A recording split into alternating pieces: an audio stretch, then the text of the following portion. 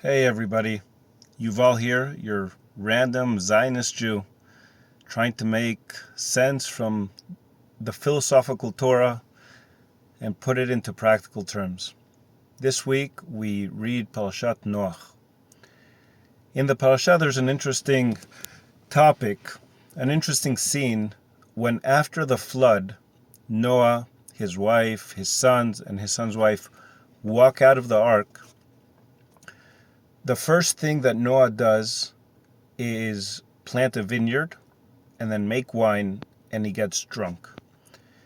And when he gets drunk, he makes a fool of himself. And one of his sons, Ham, he comes and he ridicules, and some say even assaults his father, and then goes and tells his two brothers about it, Shem and Yefet.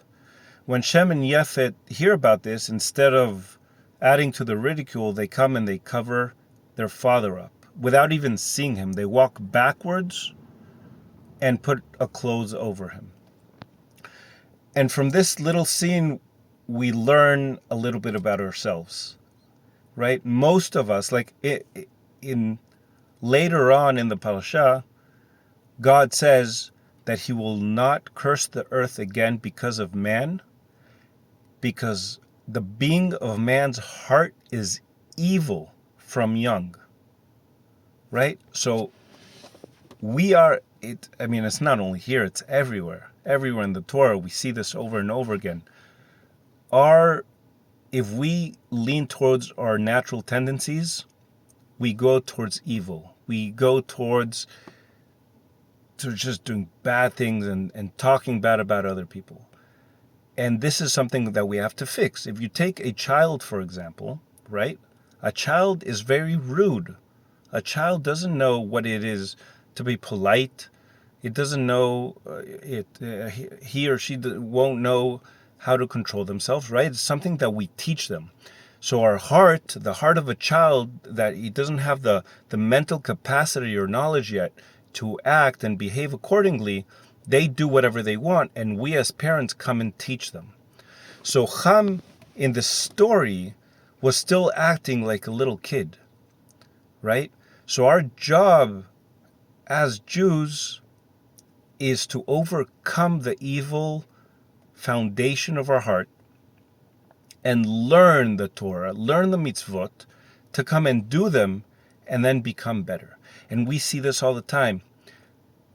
Another thing is, so a little bit connected, the Baal Shem Tov used to teach that if someone's trying to bother you, let's say while you're praying, and someone comes to bother you, and you get mad, you're doing avodah zarah, because that person was sent. That person has the strength from God to come and do what he's doing, and it's to test you, right? You're being tested all the time, because if you get angry, it's like you're not thinking that God is giving everything in this world its livelihood.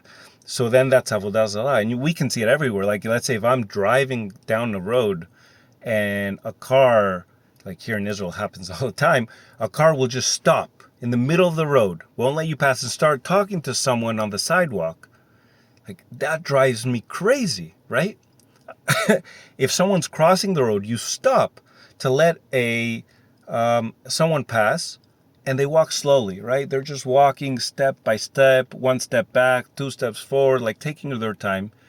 It makes you angry. They don't even say hi, they don't wave, nothing, because you wouldn't do that. Like, I wouldn't do that. If a car stops for me, I'm going to pass right away. I'm going to say thank you and pass fast. I'm not going to stop the traffic to say hi to my friend. If I want to, I'll pull over on the side.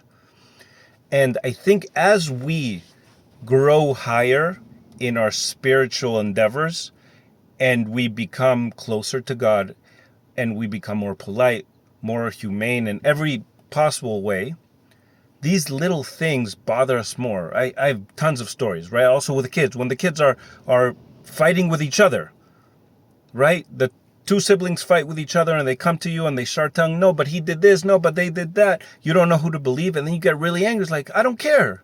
Just get along. Stop bothering each other. Both of you are in trouble. because you don't know who to believe, but you get angry.